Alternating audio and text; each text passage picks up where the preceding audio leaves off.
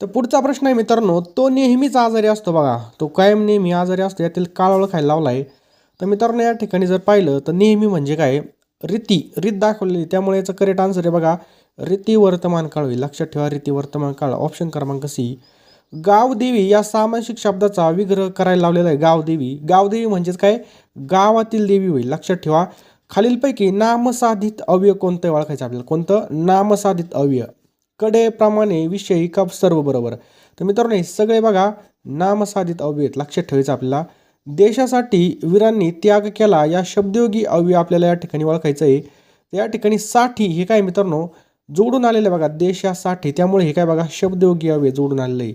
विभक्ती ओळखायची बघा, विद्यार्थ्यांना यामध्ये कोणती विभक्ती आहे, तर विद्यार्थ्यांना कोणती बघा, ही चतुर्थी, यामध्ये लक्षात ठेवायचं चतुर्थीची प्रत्यय लागलेला आहे. राम आंबा खातो या वाक्यामधील आपल्याला प्रयोग ओळखायचा आहे बघा. तर राम आंबा